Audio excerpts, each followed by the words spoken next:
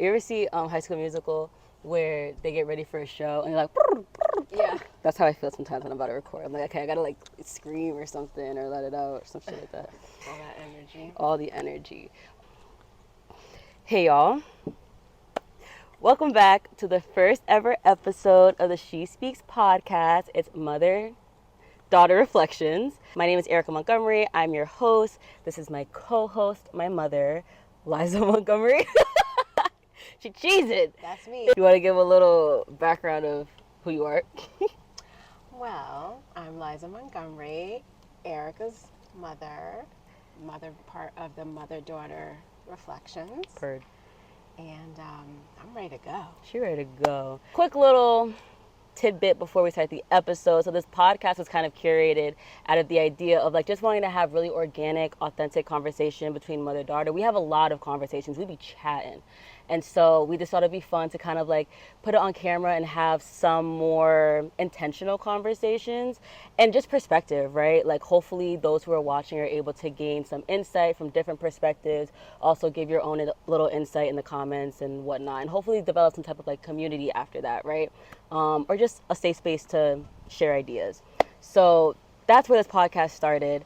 Today's episode, we're going to be actually going through some questions so that y'all can get to know us and also just to kind of like start some organic conversation. And that'll be where we start the first episode. So thanks for tuning in, and we're going to get right into the episode.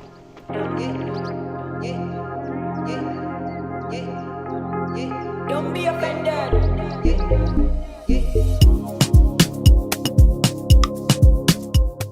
I don't know if y'all have ever heard of the game, We're Not Really Strangers. This video is not sponsored. However, it's a really fun game.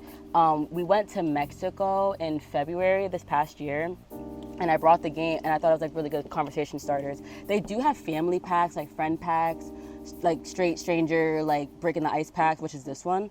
And so we pulled a couple questions that we feel like could be organic enough to like have a good intro conversation.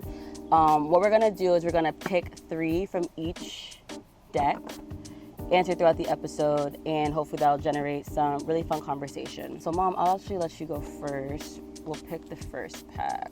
We're starting from the first. The first. Do you think I've ever checked an ex's phone for evidence? Oh shit. I think you have checked an ex's phone for evidence. I don't know, you shoot me as a type. Like in your younger years, I feel like maybe you have looked through somebody. Well, actually, no, because were phones really a thing back then? Well, I was just gonna say that.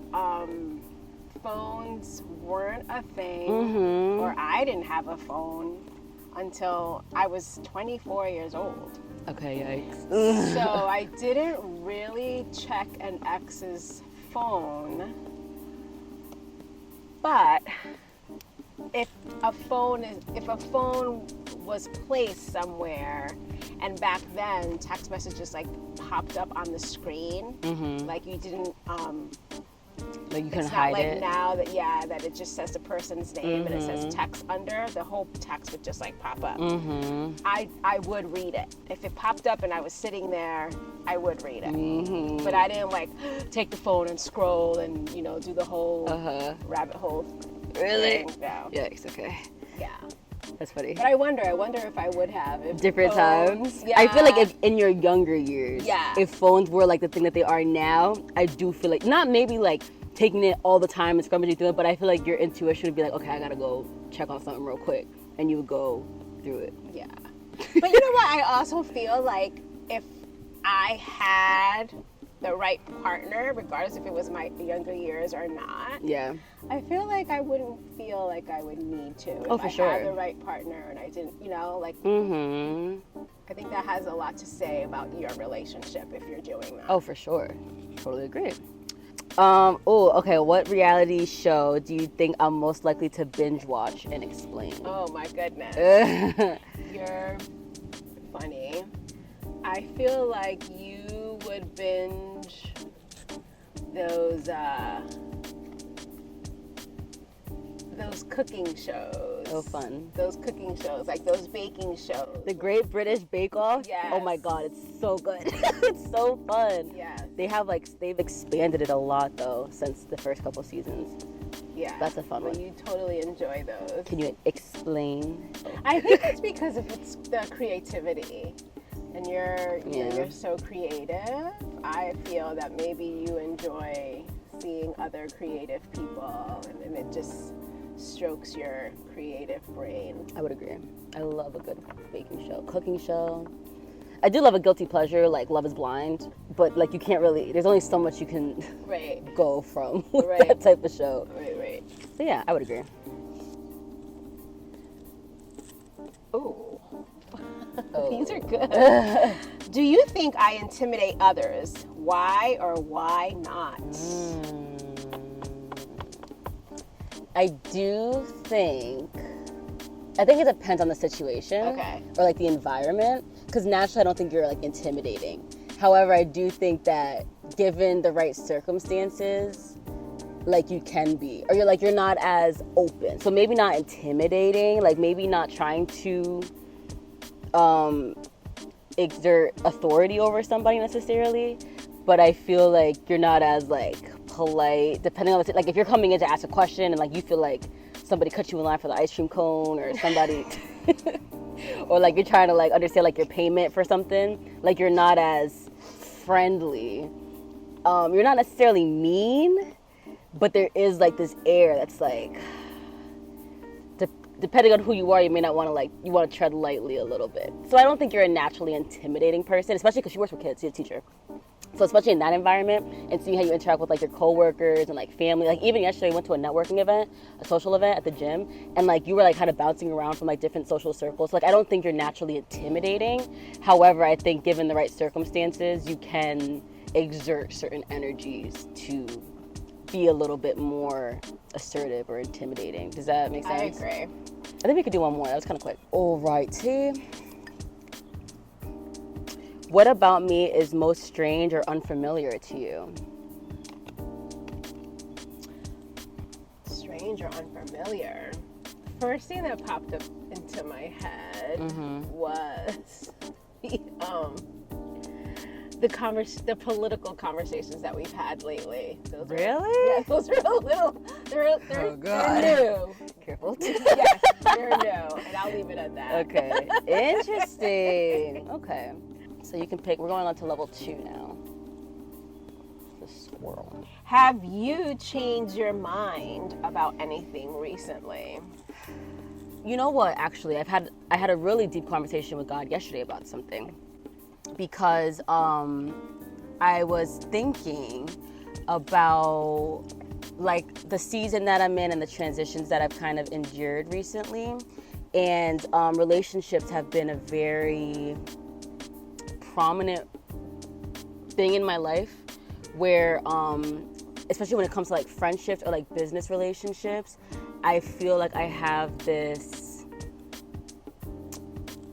history where they kind of end. So like I'm very used to, I don't expect people, especially new relationships, to kind of stick around, or I don't expect things to kind of last. And so recently, in my recent like job ventures and everything like that, I've kind of talked to you about like my relationship with like my boss and like how there's sometimes like the back and forth of that. And there was a point where I thought, damn, like I don't know if this is totally supporting everything that I want to do anymore. I don't know if I'm totally being heard.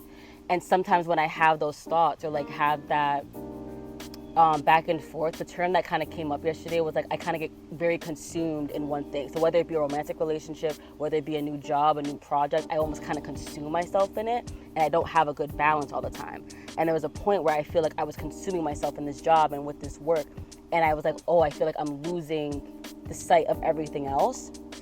And so the thing that I've kind of changed my mind about recently is that I once came to a point where it's either all or nothing. So it's like I either give my all to something or I give nothing to it. And I'm kind of realizing that, no, there can probably be a balance. So when it comes to this job, for example, it's like there's hours that I put aside to do this job, and I had to establish boundaries in order to do that. And when those boundaries are crossed, I need to have a certain conversation about that. It doesn't necessarily mean that I have to like leave, or I have to say this isn't for me anymore. I have to find something new, because it's so easy for me to do. And also I feel like I don't get to build enough, whether it's like skill set or relationships, when I have the mindset of, okay, this isn't working anymore, so it's time for me to go. That doesn't necessarily help me either. And so what I've changed my mind about recently is that, like, no, we can work through hard situations. It's just a matter of like having the hard conversations, and sometimes they're not even that hard after you have them. You know what I mean? Yeah. Let's get to the next one. What's been your happiest memory this past year? This past year, my happiest memory. Well, I feel like we started off the year on a really, really happy note. You made reference to it. You talked about how we took a trip in February this year, and that's where we used these cards. But I feel like the happiest moment for me was we went on this trip. It was just the four of us, the two boys and yourself and I. And initially it was supposed to be a big group trip, and we were trying to see who else wanted to join us, and then it ended up just being the four of us, which I think was absolutely magnificent. Yeah. We got to spend time together alone as a family, and for me as a mom to be able to see her young adults, her children as young adults interact, and the way you interact, like the playfulness, but the respect, and the interest you have in each other is amazing to me. So I think that brought me a lot of joy, just to sit back and be at a table and to kind of hang out with the young kids and see and hear you with all of your different personalities, but still having so much in common. So that brought me a lot of joy. Yeah. My brothers are great. I love my brothers. Oh my goodness. What is a dream you've let go of? Yikes. Well, it's interesting because I did let go of it, and then I feel like recently it's kind of like sparked again. But when I was a little girl, I was so sure, Mom, like I was going to be a singer. Like, you couldn't tell me nothing. When I was like, earliest memories, I don't even know how old I was. I want to say like maybe 4 to like 6, 7, before like a lot of, like, you know how like you grow up and you kind of have like experiences and things like kind of change and your perspective changes. Before like any of that, before like major school systems, or like major friendships in my life, I was like, I don't know how it's gonna happen. I don't know when it's gonna happen. I don't know how I'm gonna get there, but I know I'm gonna be a singer. Like, there was nothing you could tell me, nothing. And then as I grew up, I still love to sing, and I did like choirs and stuff, but a lot of experiences I think left me kind of like nervous, had a lot of stage fright. Using that part of my voice, or like that part of me, is very vulnerable for me. So even when I was in choirs, like I didn't really go for solos. I was involved with like plays, but I didn't want any lead roles. Like, it was like I was very okay with staying in the background. Recently, that perspective of my life has kind of changed, and so like I'm okay with being a little bit more seen. I'm actually okay with singing in front of other people. I'm not necessarily looking for opportunities to do it, but it's funny. I let go of that dream, like especially after graduating high school and going into college. I was like, well, I'm just gonna go work, and little by little, like I've indulged in certain creative activities that make me feel fulfilled. Singing is one of them, but I was like, yeah, well, I'm assuming I'm not going to be a singer. Like, I'm not doing anything to be a singer. It's just interesting because there's still like that little spark within me that it's like when I do sing, like when I'm alone in the car, like in the shower, or like if somebody, like people will ask me, like people that know I can sing will be like, oh, Erickah, sing this song for me. And so that kind of like gets me excited, where it's like I'll have these like ideas of, what would it be like if I was like a singer? Like, what if I was like actually making songs like on stage or whatever? And it's interesting because I feel like certain conversations recently have pointed to maybe I should like pick that dream back up a little bit. even if it's just for like shits and giggles, like take it a little bit more seriously, or like not shy away from it as much. So it is a dream that I've let go of, but it seems to be like sparking back up again. So we'll see where that goes. I have to add, I know we're not going back and forth. Yeah, I go do for have it. to add that when I saw that card, I think of, I'm at a point where I believe that the dreams that I have, there's still a possibility. Where I thought I had let them go. I thought I had let them go, but now I'm like considering them and thinking about them and thinking about how I can tap into them and maybe not do them the way I had visioned them, but maybe still finding a way. Totally. So that's interesting that you're saying that, because I totally resonate with that idea of those dreams are still kind of lingering, and maybe closer than you think. I was watching a podcast the other day with Tabitha Brown. Love Tabitha. And she was saying that goals are like things that you can kind of achieve, but if you don't achieve them, you're kind of like whatever about them. But dreams won't leave you alone. And so she was saying, so she was like, you know, sometimes, because her, if anybody knows Tabitha Brown, her like life path wasn't as, it's kind of like that. Like she had like certain dreams and visions or whatever, and it didn't necessarily go exactly how she wanted it to. And she's very close with God in her own way. And so there were certain things that she did that she felt like God was calling her to do, but she didn't really understand it. She's like, I don't really know why are you making me do this, but I guess I'll obey. And fast forward like years later, now she's living the dream that she kind of like wanted to do. Some of the dreams that she's like, there's certain things that she wanted to do that she's now able to fulfill, and there's other things that came from it that she was like, I don't even think about this. I didn't even think that there's a possibility, but because I was able to follow this aspect of like my life's purpose, it opened up so many other doors to that. Yeah. So it's interesting that in both of those conversations where it's like, you know, sometimes you feel something from like such a young age, and it's like it kind of won't leave you alone. Right. And there's probably a reason why it won't leave you alone. Absolutely. Okay, number 3. Did it go away? Erica's friends, they kind of want to be a part They of stay this. hanging out. I'm like, Yeah, she's like, gone. hey, y'all. Alright. Our neighbors are looking at us funny. Oh man, they're in their backyard. Anyway, level 3. They should be used to it by now. Oh, what do you think my weakness is? Oh my gosh, I've never really thought of you as weak. Let me see. Gotta think about that one. Come on now. I'll take that. So, all right. So maybe your weakness is, Damn. and you know, I really, first of all, I'm biased because I don't think of my children as weak. Where's the room to improve? Right. Is that better? Right. So, and the reason why I don't see you as weak is because I feel like we're all on this path, on this journey, and like you said, there's room to improve, and you, although you may not be there yet, I feel like you're always looking how to make yourself better. That's something that's very important for you. Yeah. So it's hard to label it as your weakness. Yeah. But if I were to choose something, I guess I would say sometimes when you are in a relationship, sometimes you tend to lose yourself. Although, as I've seen you in different relationships, that has gotten less and less and less and less. And that's what I mentioned earlier about the whole, like, I do feel like I get all consumed in certain things. And that's been like my biggest, in this current season of my life, because I'm single now. And I've been able to pour so much time into like myself and like into my own projects and like my own creative ventures into work.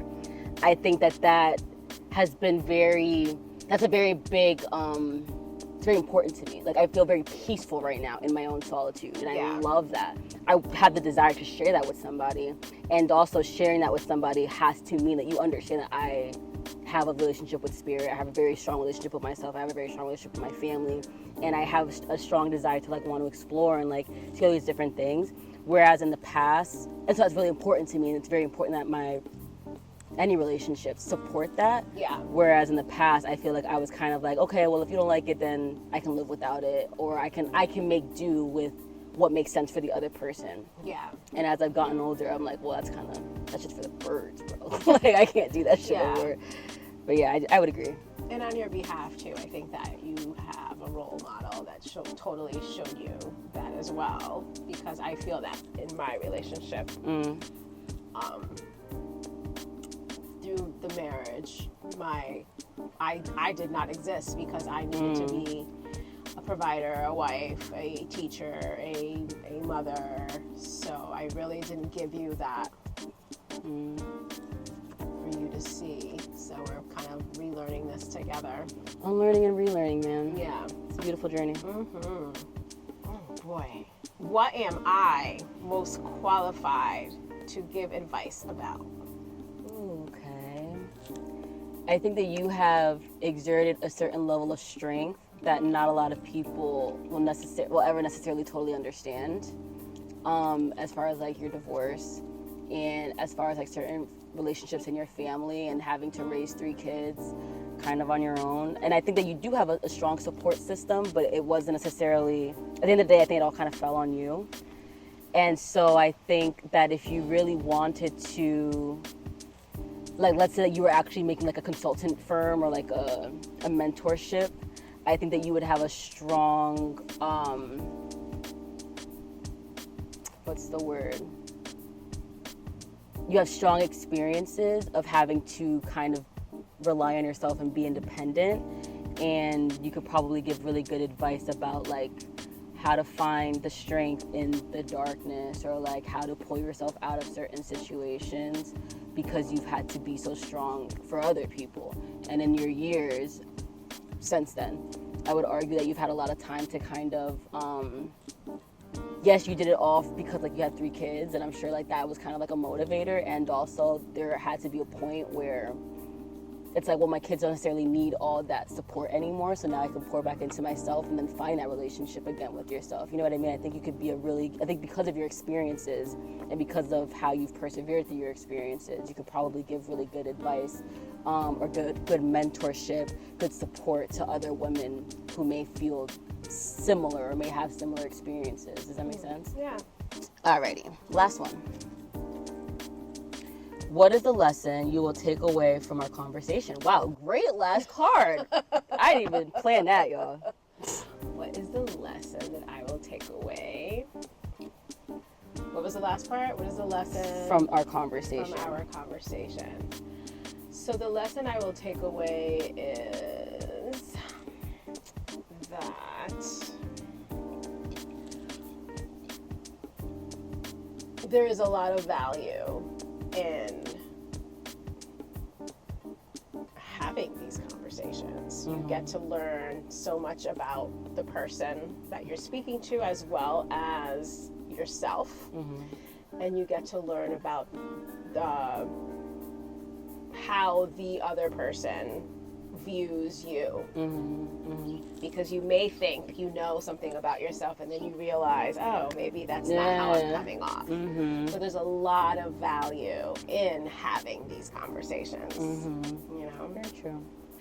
So that brings us to the end of our first episode. If you stay to the end, we truly, truly, truly appreciate it. Thanks for tuning in. We hope that you got a little bit of insight into our personalities, into our relationship, and maybe even some questions that you can go home and ask yourself. You can journal about them, or you can talk to your significant other, your mom, your wife, your siblings, XYZ. Tune in again. Next Sunday, we'll be here again, having more valuable and in-tune conversations. And we thank you guys again for coming in. Anything else you would like to say to the... Just have a wonderful week, and hope to see you again next time. Bye, y'all.